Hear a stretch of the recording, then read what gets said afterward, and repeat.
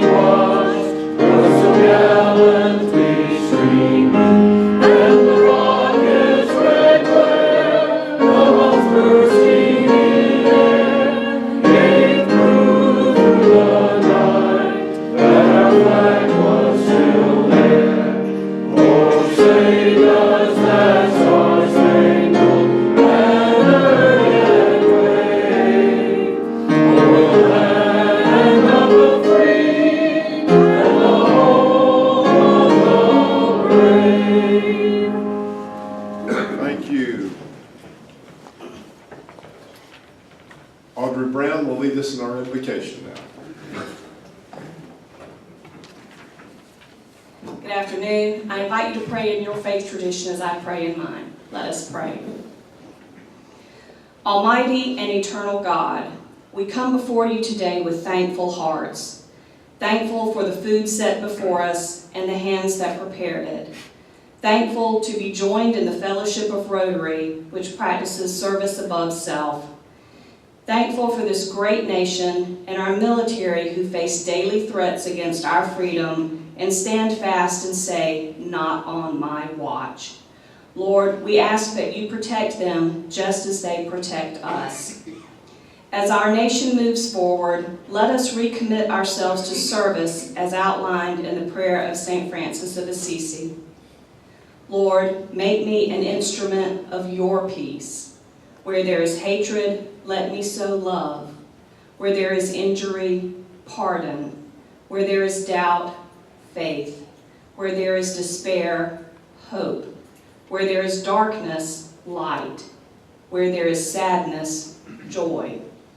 O divine Master, grant that I may not so much seek to be consoled as to console, to be understood as to understand, to be loved as to love.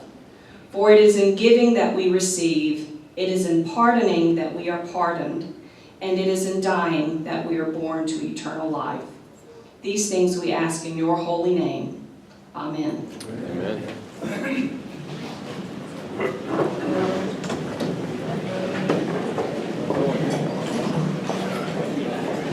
Joe Jones will come forward now and introduce our visiting Rotarians and guests.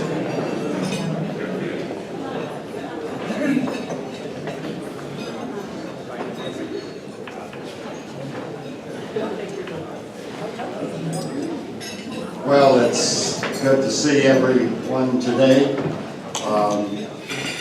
We'd like to introduce our visitors, and as I call your name, would you please stand, fellow Rotarians that are from in town or out of town from another club. We have Joel Collins from Lake Murray, Irmo Club. Joel, would you please stand?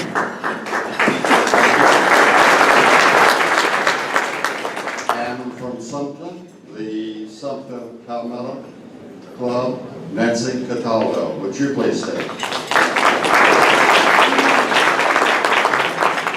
Welcome. It's good to have you with us, Nancy and Joel.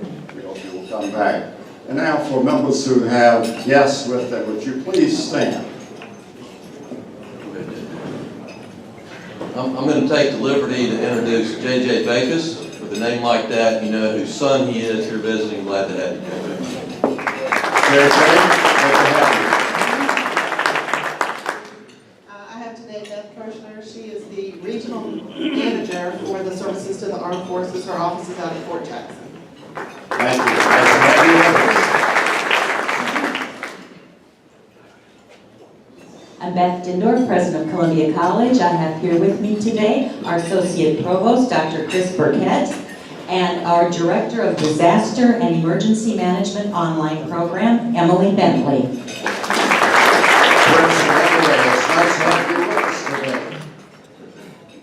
Good afternoon, I'm Holt Chapman with Wells Fargo, and I'm glad to have Susan McPherson with us today. Susan is with the Columbia Chamber of Commerce, and she is the Director of Public Policy and Military Affairs. Susan, glad to have you here this morning or this afternoon. And we also have Colonel Shade. Somebody introducing you, stand up. This is Colonel Mark Shade. He's the Deputy Commander at Fort Jackson. Has been in Columbia for many years and is a real friend of the business community and of the entire Columbia community. Colonel Shade, we're glad to have you here also.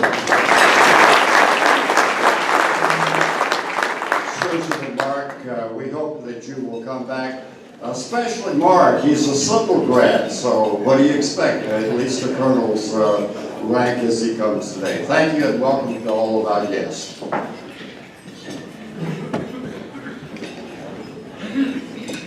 Thank you, Joe. And Reese Williams is going to do our health and happiness. Somebody, oh, there he is, right behind me.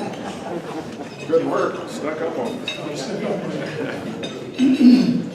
Rusty Bass is going to make a few remarks with me concerning the statue that was dedicated to Jack Van Loan this weekend. So I'll ask Rusty to come up and give us some details about that. Thank you, Reese. One of the certainly highlights of my year, and I think for a lot of us, was the dedication of the statue in 5 points to Jack Van Loan on last week.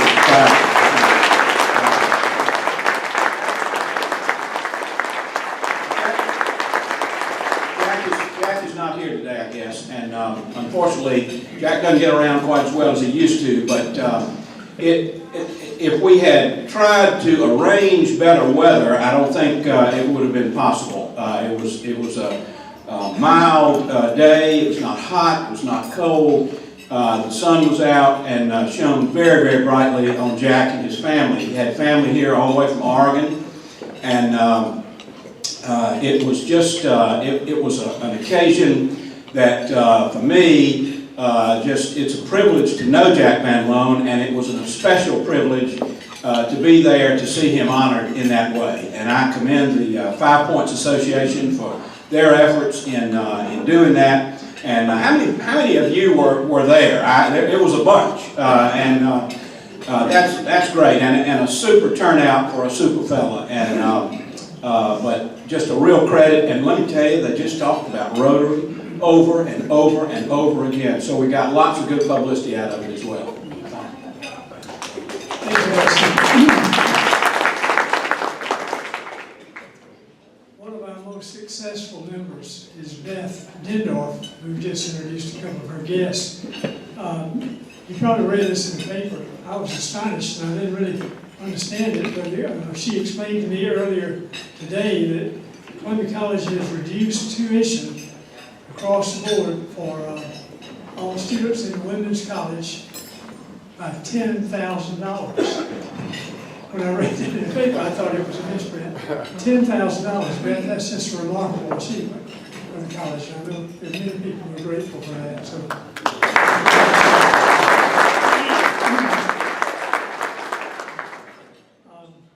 Meredith Atkinson asked me to remind you of the Vista Lights event, which will be coming up Thursday, November 17th from 5 to 10 p.m.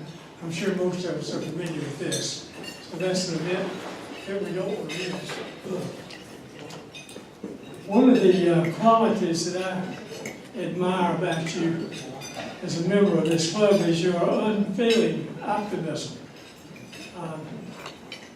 I have been on several occasions in possession of a really good idea.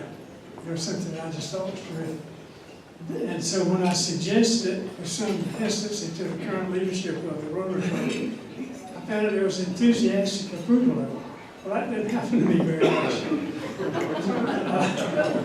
But in this particular instance, it's a pleasure to be with you because of that, among other things. And I want to take this opportunity to give you a few examples of optimism, especially some of us who might be subject to approval of superiors.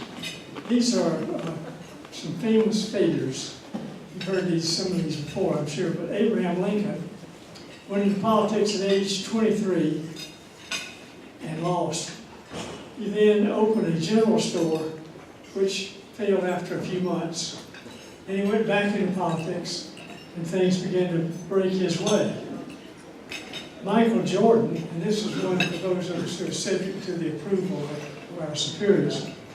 Michael Jordan, the most famous name in baseball, was cut from his high school basketball. Steven Spielberg applied to film school after he dropped out of high school and was unsuccessful because of his C-grade age in school. Beethoven's music teacher told him that he was a hopeless composer. Babe Ruth struck out 1,330 times. Henry Ford of the Ford Motor Company was that was his third business. Winston Churchill did poorly in school and had a speech impediment in his early years. I love this one. Walt Disney was fired by the editor of a newspaper he was working for lacking in ideas.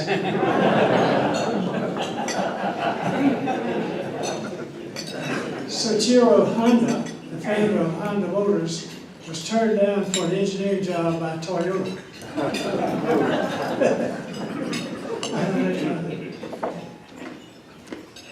Albert Einstein learned to speak at a late age and performed poorly in school.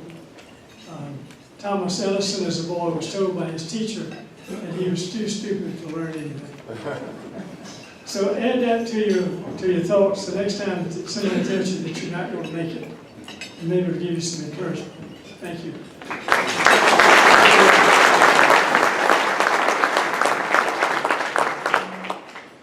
I was a little worried when he said he had this great idea and he introduced it to the club leadership, and I thought he was going to say, "Oh my God, they turned me down." So thank you for getting us by with that.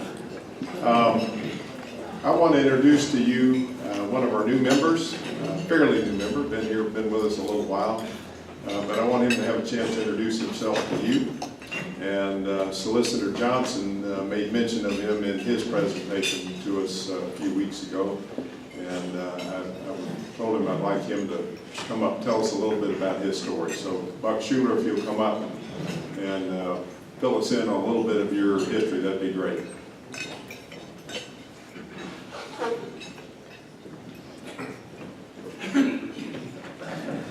Another Citadel graduate for all you Citadel types in here. We're going to take over. You are. Top of the afternoon to everyone. President John, thank you for this opportunity. I'm really honored to be a member of this organization. At the outset, let me express my appreciation to Joe Jones, who nominated me, and Jack Cupp and Jack Van Loan, who provided the past president orientation. It was very profitable and fruitful for me personally. I was born in North Carolina, much to my mother's chagrin. I was the first member of the family born outside of the state of South Carolina in 200 years.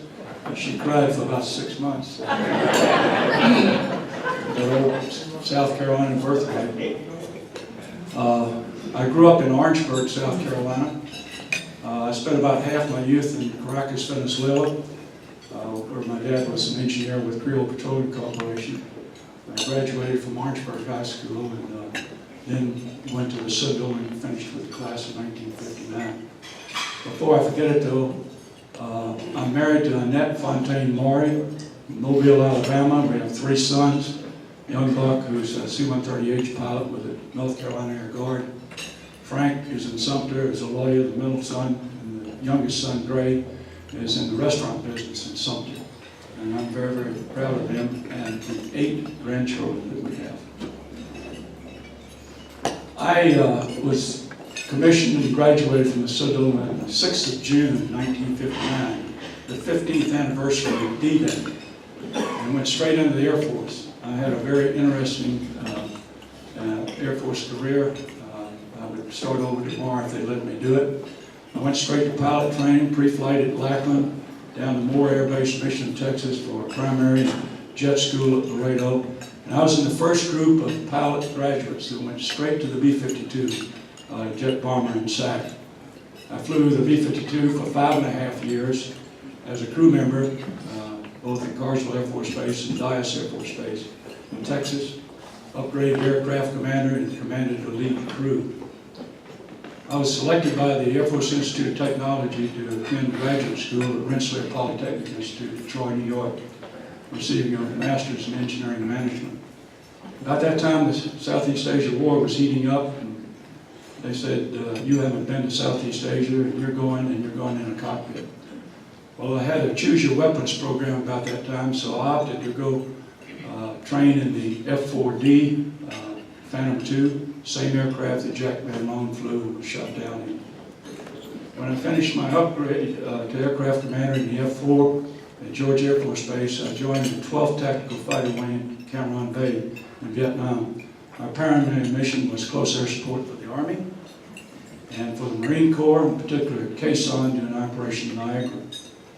I flew 180 times while I was gone and in Southeast Asia. 122 of those were combat missions, 6 over North Vietnam, 6 in the Laos, and 6 during the Quezon breakout Operation Pegasus. I came back and picked up an engineering job at 2nd Air Force Headquarters at Barksdale Air Force Base, Louisiana. Following that, I went to the Naval Command and Staff College in Newport, Rhode Island, then to Germany on the U-Safety staff at Wiesbaden, moved with the headquarters down to Ramstein. And there I commanded the 86th Civil Engineering Squadron for 2 years, came home, went to the National War College, back into SAC as the Director of Operations for the Air Base Wing, moved up on the staff, again in my 3rd engineering tour, and then I was selected to be the executive at SINCSAC. I then went to Warner Robins Air Force Base, where I commanded the 19th Bombardment Wing, the B-52G, and KC-135 outfit. Then moved up to Loring, Maine, commanding the 42nd Wing, B-52Gs and 135s. I got promoted there and went out to Cheyenne, Wyoming, commanded the 4th Air Division. From there I went to Guam, commanding the 3rd Air Division in the Pacific. I came back to be the Assistant Director of Operations at SAC, and then became the Director of Operations. From there I went to Barksdale, got promoted, and commanded the 8th Air Force. It's the same 8th Air Force that General Spaatz, General Aker, and General Doolittle commanded during World War II that decimated the Luftwaffe and brought Germany, helped bring Germany to surrender.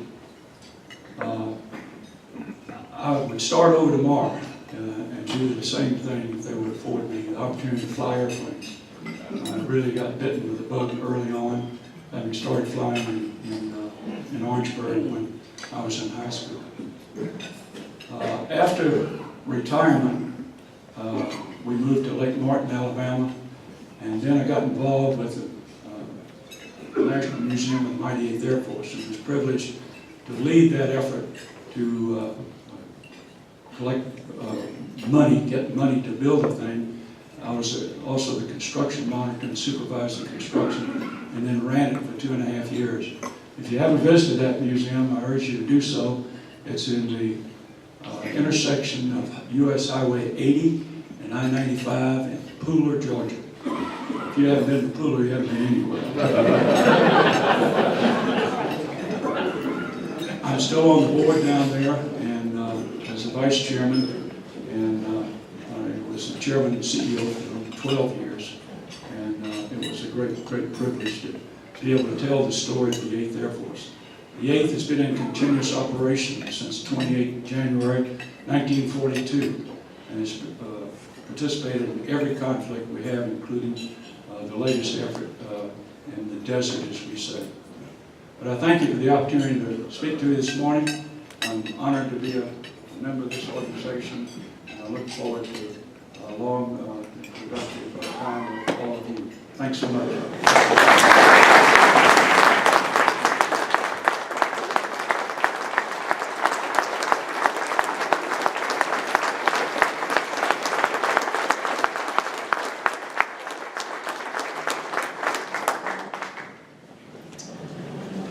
Boy, another great military leader in our country is a valued member of our club. I didn't know all that about him when he joined, and once I found out, I figured all of us needed to know that story as well. So Buck, thank you for all you've done. Thank you for all you're going to do with us. We appreciate you being here. I wanted to do one thing. I didn't get to introduce my son, so I just wanted to say he's been going to Rotary almost as long as I have, 22 years. He was about 5 when he started, so he's been here almost as long as I have. I did want to ask Jack, how you doing on your bell ringing captains? Are you want to say a word about that? Yeah, we still need, we got 8 open slots. 8 open slots. And it starts this coming Friday. We do have it open now Saturday. This Saturday, the Piggly Wiggly is not staffed yet. So we Okay. need 8 more team captains to complete our 30 slots. Jack needs help. He's taken on a difficult task of coordinating herding cats to get everybody to their right spot. And I thank him for doing that, and he does need help. So if any of you can step up after the meeting and let him know about that, that would be great. I'm really excited today. I'm probably as excited as I've been since I've been in Rotary. And I'm excited because the culmination of all the work we've done for the last 2 or 3 months for our centennial celebration is kind of all coming together. We're soon going to have our big event on the 9th, and we're trying to put the last pieces of that puzzle all together.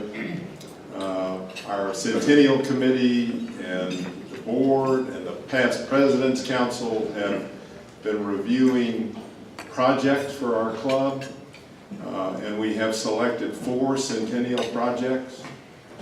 And that little brochure that covers that is on your table. And so I would love for you to look at that. But I want to tell you how honored I am to be here. I'm honored because I share a love for Rotary that a lot of you share. I was invited to join this club by about 22 years ago by a fellow that I respected as much as anybody I knew in Columbia, and that was Jim Levinas. And as I've come to know others of you, I appreciate your love for Rotary, and I share that with you. I know that some of you have family ties to Rotary that go back for generations, some more than one generation. And that's a really neat thing. Your father or grandfather were involved in this club, and that's a very, very special thing. And I share that. My love for Rotary began to deepen when I first served on the board about 6 years ago. And I was one of those people, nerdy types, I guess you might say, that went to meetings, attended conferences, and so forth and so on. But as I did that, I learned an awful lot about Rotary. I learned things that deepened my respect for Rotary, that made me understand what it was all about in the big picture. And I'm not sure all of us understand the big picture.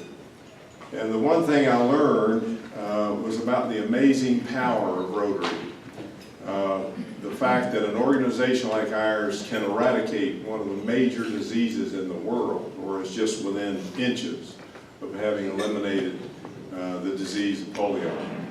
And that's just an incredible thing when you think about it, worldwide accomplishment.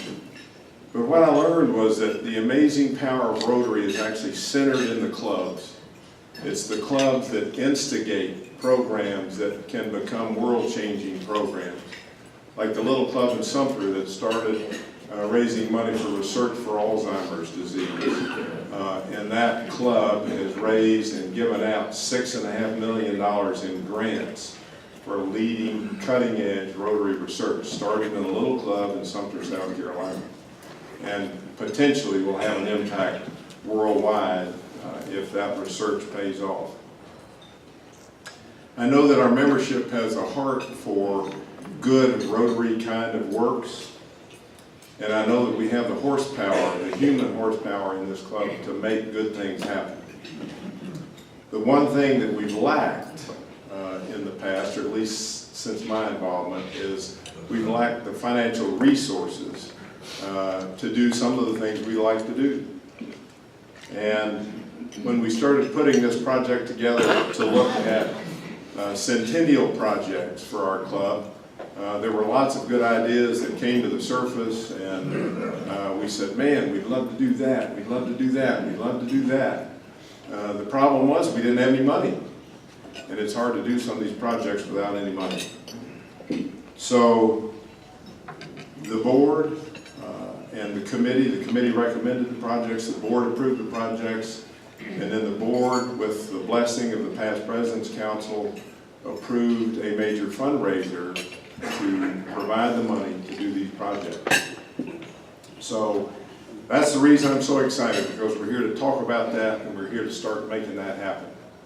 And the other thing that excites me so much about it is I've called a few of you and said, would you help, would you help, would you do this? And every one of you, without hesitating, said, yeah, I'll help, I'll help.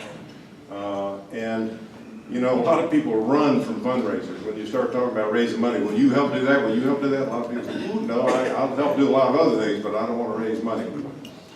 But all of you that I've talked to about it have stepped up and said, yeah, I'll be glad to help. Because this is a once in 100-year opportunity for our club to really take a big step forward. We just talked about the dedication of the memorial for Jack Van Loan.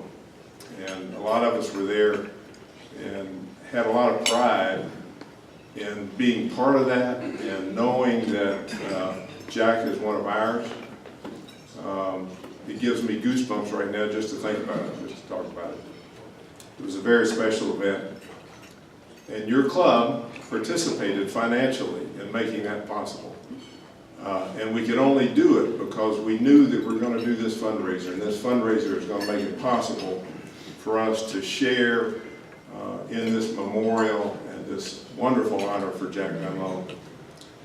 Your board felt it was something we should do, and we jumped in a little bit ahead of time because we haven't exactly raised the money yet. But I will tell you, in a very few calls, I'm talking about just a handful of calls, I've had people volunteer to make donations to the project. We've already raised about a quarter of the $100,000 goal that we've set up, just in a very few calls. So I think there's no doubt in my mind that we'll be able to make the $100,000 fundraising project goal. As a matter of fact, I think we'll blow past it. I think we'll go way past $100,000. And the really big thing that we want to accomplish, that your club wants to accomplish, is that we want to, in addition to doing things like participating in Jack's memorial, we want to set up a humanitarian foundation for our club. So when really good humanitarian type projects come to us, we don't have to say we're going to have to pass because we don't have any money. And I can't tell you how many times this year already I've had to say, we got to pass because we don't have any money. So if we can do this, if we can accomplish this, the majority of the money in this fundraising project will be the seed money for a new humanitarian foundation. And I was inspired by that when I went to the Greenville Rotary Club's 100th year celebration and found out that they had raised over $1 million in their humanitarian foundation. And they raise $100,000 every year to add to that foundation. So I was inspired to think that if they can do it, we can do it. And we can set up a foundation that'll give us the chance to do other great things. I hope that you will join your board, your past presidents, your Centennial Committee, and embrace this incredible opportunity we have. And we're going to get to work real quick on it. We're going to have a meeting after this meeting with some of the folks who volunteered to help. We're a little later, we're about 2 or 3 weeks later than I wanted to be getting started. But I think it's going to be great, And that sounds like something Donald Trump would have said. I mean, it's going to be great. I'm not sure what great means. But I'm inspired by the thought of it because I think we can transform this club into a club that is just a powerhouse in accomplishment, that we can do some really wonderful things together. I think those things will all excite and inspire us, and I look forward to being part of this effort, and I hope we'll complete it and have something to cheer about when it's all over. So thank you for your help upcoming, and thank you for being a wonderful member of this club every day, and for some of you have been here a long time, a lot longer than I have. I thank you for that length of service. Thank you.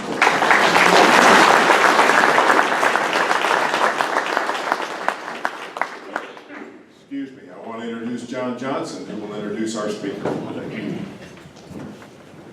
Thank you, President John. Buck, thank you for taking time to share your story. Thank you for your service to our country. President John, thank you for allowing time during each meeting for us to get to know our fellow members.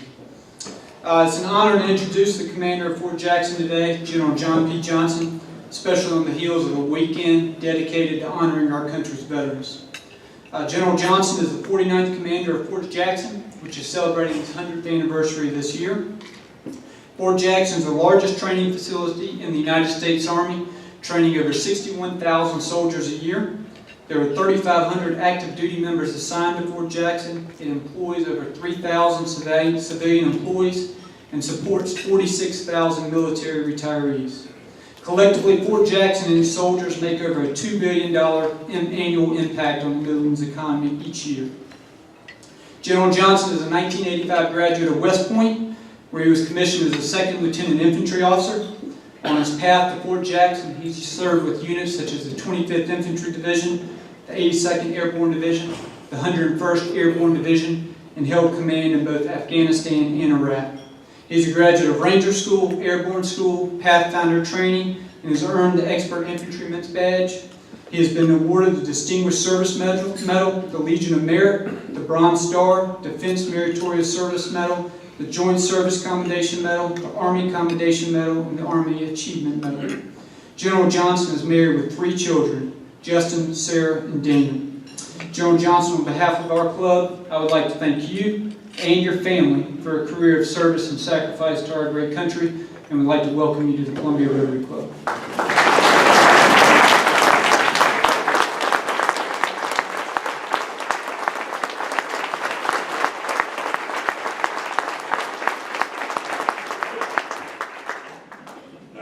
Spoken yet.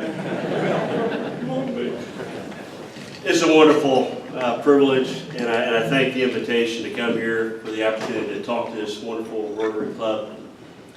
I'm going to reflect a little bit on the Veterans Day and the weekend. I am going to talk about the centennial celebrations that both your organization and I would say Fort Jackson, this wonderful town of Columbia, is celebrating this year. I want to also talk about our Army's priorities, give you a sense of that and Fort Jackson's role in those priorities.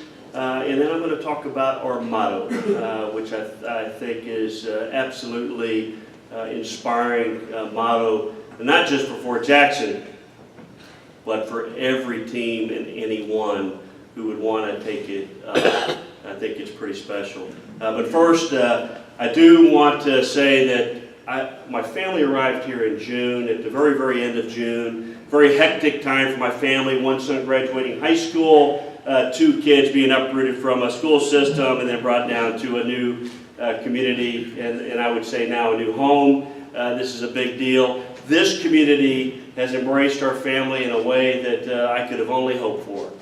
I certainly got signals coming down here from friends who had served here in the past that, hey, you're going to love Fort Jackson, you are going to love this wonderful community, and I tell you, it has met that and even more.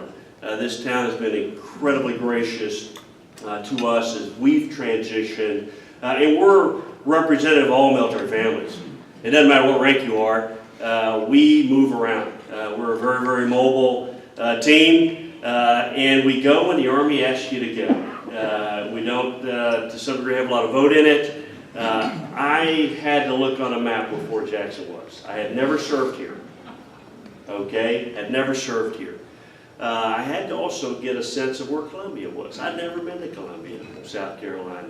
I've been up and down this eastern seaboard many, many times, but 95 doesn't come through here. You know? And I was stationed in Savannah as a young lieutenant. I was stationed at Fort Bragg, North Carolina as a major lieutenant colonel, but I had not had the opportunity to come here to Columbia. But when I looked at it on the map, even on the map, it said, wow, this is going to be neat. This is interesting. Not only where it's at, but where it has sort of contact to. But I will tell you, I will always know where Columbia, South Carolina is for the rest of my life. And I will be one of your great advocates, not just from a military lens, but from those who decide or trying to decide where they want to grow a family, where they want to spend their lives, in communities that they want to share with. Because I tell you, this is top drawer, bar none, and we've been incredibly pleased. So thanks for that, because you all play a role for sure. Veterans Day, wow. What'd you do on Veterans Day? You know, I met many of you on Veterans Day. I found out today, you know, as we were cycling in. But I started my day as a guest speaker there with the University of South Carolina at their Veterans Breakfast, which was pretty neat. Then I was able to join and share with experience for the parade downtown Columbia, where if you were there, you were able to see some of our newest guardians of freedom, those young soldiers that were training at Base Trail. We rolled them out there. I can only imagine what they were thinking. Finally, we're on post, you know? And there is a world out here still. Yes, there is, and one that you're going to be proud to defend. Then I went to a lunch hosted by the mayor at this wonderful museum of arts that you have down there, and that was really neat. And then I joined many of you later on that afternoon at Jack Van Loan's dedication. Well, I will tell you, all of that certainly supported one of my special roles as a soldier, and I feel very proud of that. But throughout that weekend, I was a soldier, I was a husband, and I was a father. But we'll talk about soldier first and foremost. We decided, certainly in recognition of Jack Van Loan's dedication, that was going to come up at the end of the week, that we wanted to do something for Jack and experience something with him even before that. So we invited Jack to be our guest speaker at graduation last week. And then, I didn't know Jack. And I wanted to get to know him a little bit, so I went and sat down with Jack, his wonderful wife Linda, on Monday. I'd been gone for a couple of weeks out of town, but Monday I went to his home and I sat down with him and Linda, and I'll tell you, it was you all know Jack, and you know what that meant, right? General, you know? And I mean, the guy was awesome, and it was great to get to know him a little bit, understand his history, and he spoke about it. He spoke not just about, almost 6 years of captivity and what all that meant, but he talked about life in the Air Force afterwards and how proud he was of his service, embracing him and many of his teammates after that. And he would be in uniform today if he could, serve in his United States Air Force. But then he also talked about this town of Columbia, and he talked about the Rotary Club, and he talked about the importance of everything that all that meant to him, his experience. He chose Columbia. Columbia didn't choose him. He chose to settle down here for all those sort of reasons I talked about up front. But it was great to get to know him, and then we had him out there Wednesday, and I'll tell you, when I introduced him to the crowd, and it was thousands of family members there to see their soldiers out there on that graduation field. When I introduced him as one of America's treasures and what he's meant for this country, the crowd went wild. Standing ovation, talking, just reflecting on everything that he meant for our country. And I felt really proud to be a part of all of that. Jack had a very simple message to the soldiers. He's like, hey, you know, you're going to be soldiers, but you know what? Now, one of the opportunities of being a soldier is that your government is going to pay for your education. And so, by golly, go to college. Go to college regardless of whatever path you're in. That was his message, you know, to the team out there, which I passed on to the University of South Carolina, you know, on Friday morning. And, but it was great, and I just wanted to share that with you to know that we're touching it. Amy Beth, you did a wonderful job at that dedication. Absolutely.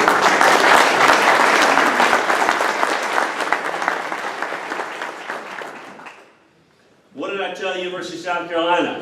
Well, first thing I did is, which I want to do right here, if you're a veteran, please stand up.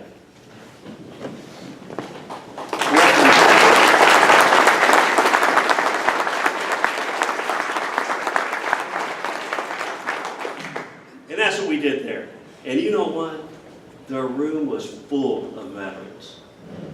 Veterans on the faculty and veterans that were students going to the University of South Carolina that had that tremendous service. My message to the University of South Carolina, a full range of things, but one of them surely was, hey look, when soldiers or veterans of any branch of service apply to your institutions of higher learning, accept them. Why? Because they will enrich your classroom based on a life experience of service in uniform. That will absolutely make every learning that you hope to deliver in those classrooms of higher learning that much better. And I see that, and I could see that in the crowd because we had plenty of veterans in attendance. I also talked about our celebrations, you know, for Jackson in this wonderful town of Columbia. But I talked about veterans and what that means. And this crowd is should reflect this message as well. Many business men and women here, folks that are creating value in our communities in many different ways. I'll tell you, what I told them was don't hire veterans because you feel sorry for them. All right, please do not do that. You hire them because they are going to help your company grow. They are going to help increase the value of your company or whatever enterprise you're so lucky to be a part of. They're going to deliver the commitment, the dedication, the leadership, and they're going to bring values into your company in a way that will make you thrive. That's why you hire veterans. I wanted to make sure that was clear out there. Veterans aren't looking for charity. They want none of that. They didn't join, their services for that. They joined for lots of different reasons. Education is certainly one of them.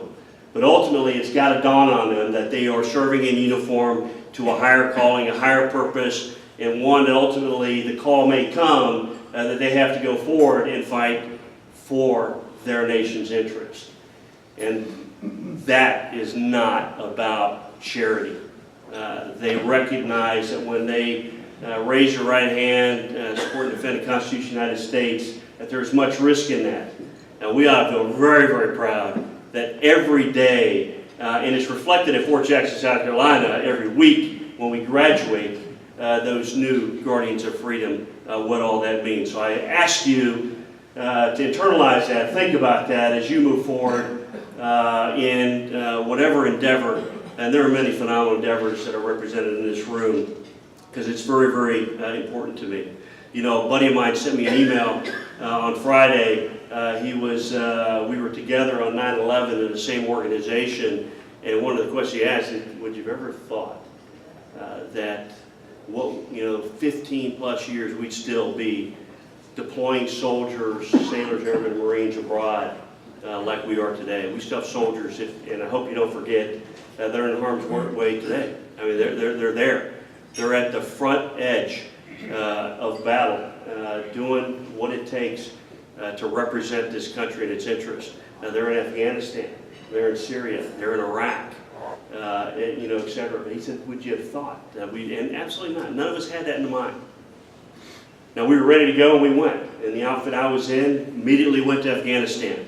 within days, okay, not weeks. And then we obviously supported multiple deployments over time, but it was an interesting reflection.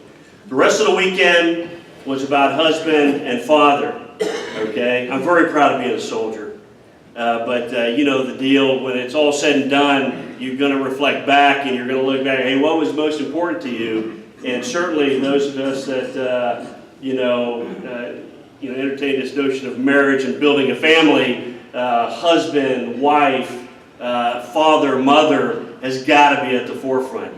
And so as I had many competing interests, this weekend, one of them ended up being a soccer tournament and a regatta. So my role as a husband was we task organized for combat. My wife went to Augusta to the regatta, and I went north to Statesville with my son to the soccer tournament. But you know what? All of that bundled up for me, at least when I reflect back, is really, it's tightly woven.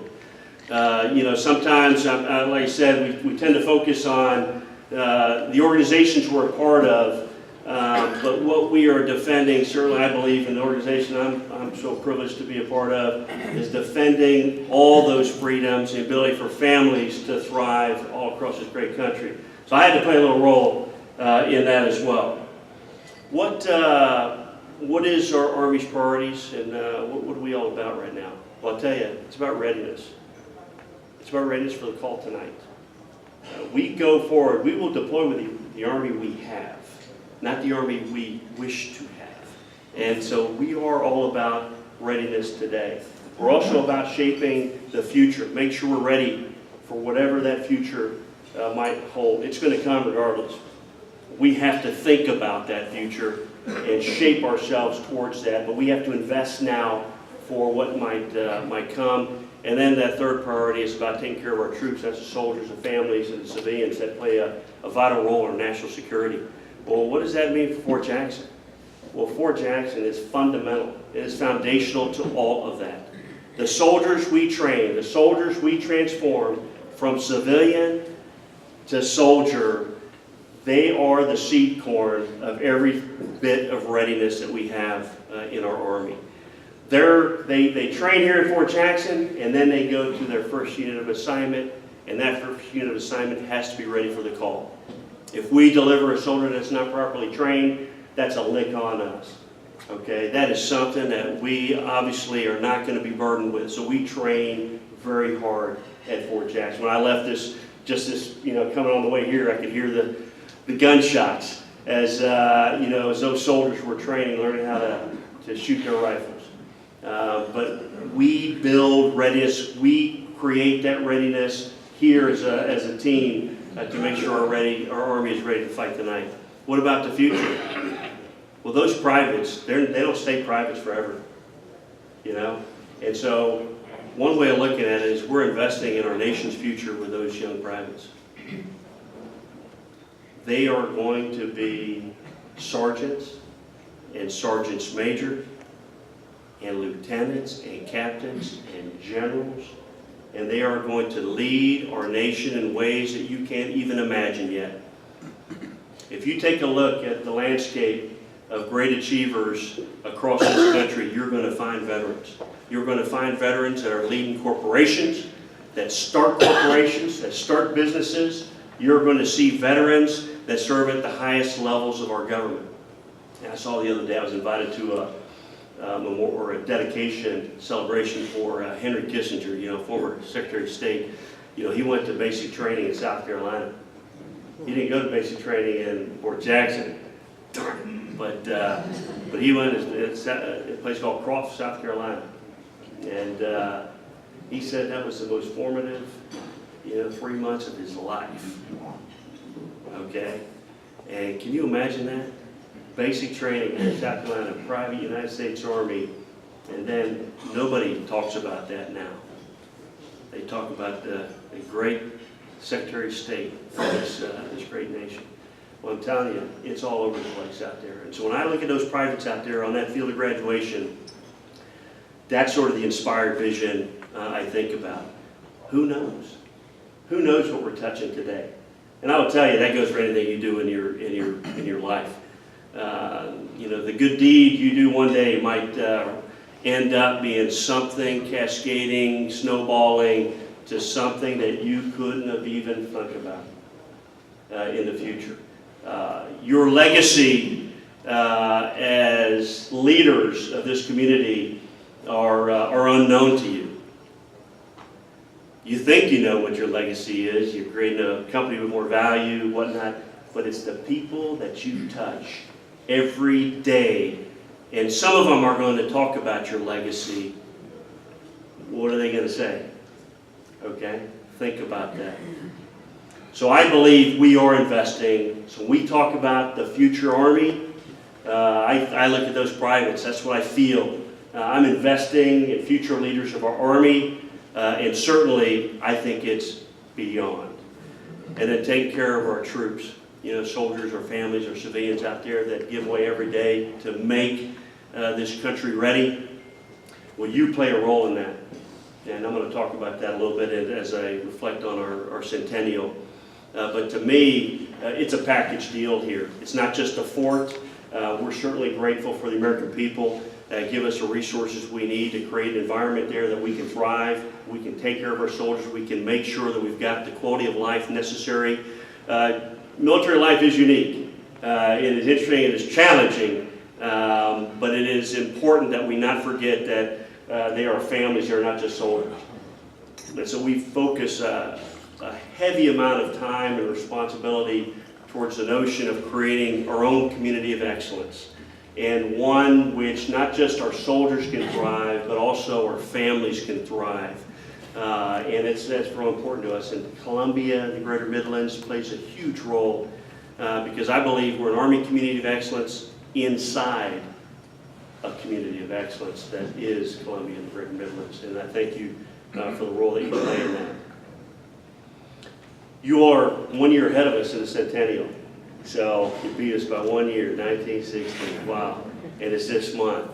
At least that's what your website says, November 1916. Well, 2 June 1917 was the activation of Fort Jackson. And it was tied to the entry of this nation to World War I. And so we are tied, as I said when I talked to the University of South Carolina, inextricably with this notion of Veterans Day and all that means. The 11th hour, the 11th day, the 11th month. Well, Fort Jackson's anniversary is tied, okay, to our entry into World War I. And we have supported every major conflict since. We went dormant a little bit after World War I and handed things back over to the National Guard. But then as soon as our country started ramping up for World War II, they saw the need to create training capability across this nation. Fort Jackson's another place they came back to. Why did they come back to Fort Jackson? You know, why? Because we had something going there in World War I? No, I think they revalidate it every time to think about what communities can offer the most, or welcoming the most for soldiers in training. Columbia has always stood apart and stood tall. And I believe the centennial we're celebrating is not a centennial for the fort. It's a centennial for the partnership and the relationship that our fort has with this wonderful community. And I call it a partnership in building Army readiness. We can't do this alone. And we are celebrating this year, hopefully in the same way that you celebrated this wonderful organization for the last 100 years. But we are centennials, and those sorts of things are, I think, are wonderful to force your reflection to history, reflection back to what it is you stand for, what it is you're all about, and allows you to become actually even better. Sometimes you forget about all that as you move forward, as you create visions and missions and opportunities and shape all of that, you move forward, you kind of lose sight sometimes of all the wonderful things that have gotten you where you're at. Well, that's what we're doing right now during Centennial with Columbia, as we're reflecting back a little bit. We've got some lecture series that we're going back and talking about and looking about our history, so that when we start looking forward again, we're that much better as a team and as a community for it all.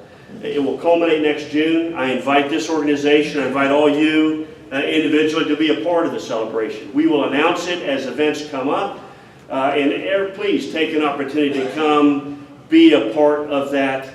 We are your Army, we are your fort, and we are very proud of that. But I need you to be a part of it. Not just reflect on it from afar, but come join us in our celebration. We'll make sure that the invitations are out there and the red carpet is out there. But if you don't get a chance to involve yourself in a centennial celebration, put a bucket list for this year to come out to the fort during one of our graduations or family days. Raise your hand if you've been to one of our graduations family days, all right? Not enough. Not questioning your patriotism, your sense of goodness or well-being, but come out there and meet your fort, meet your Army. We are here in this thing together as a community, and the red carpet's out there. You will be, I guarantee you, just ask Beth. I brought her out your graduation here not too long ago. But you will be moved, you will be energized. If you're having a bad day, a bad week, a bad month, a bad year, you'll forget all about that. I've been in the Army 31 years. When I go to that graduation, I'm ready to sign up for another 10. At least. Don't tell my wife that. But I'm telling you, it's powerful. It's powerful because you see everything we talk about, everything we want to celebrate, and things like Veterans Day, you see in living color. You're going to see the passion, the idealism, the volunteerism, and you're going to see America. Because America comes to your great community and Fort Jackson every single week. America. You're going to see it in all its glory there. All walks of life, every corner, every part of this great nation, and then many countries. We had a graduation tally the other 3 weeks ago, and there were 49 states represented and 34 countries. What state, you ask, right? North Dakota. I don't know. It's just a you know, not that many people up there, I guess, but it's inspiring. And you will be inspired. I won't have to do anything. We'll just sit there and show you and let you experience that. And I'm telling you, it will make you a better person, and it will make you better connected with what we're talking about here. It's huge. Naturalization. One of the things that you're going to witness there is you're going to see soldiers sign up to be citizens of this country and become Americans. They don't have to be citizens to join your Army. Did you know that? But every week we've got soldiers that want to be citizens. And so we'll have the Immigration Service come out there and raise your right hand, 50 or so soldiers out there, and become citizens. That's powerful. That's moving. When you see those families come down after the ceremony's over, you're going to see raw emotion right there. And I invite you to be a part of that. So you have an open invitation. Please take it. And if there's any time left, I certainly am prepared to take your questions and answer them best I can. Thank you very much, and thanks for everything that you do.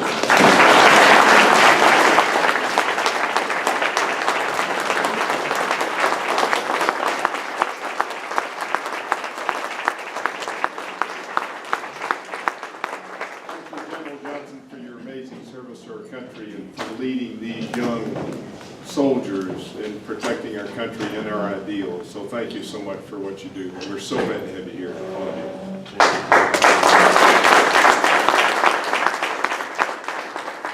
Okay, we're going to scoot out of here in just a second, and I think we'll not do song today, Rusty, just because we need to go.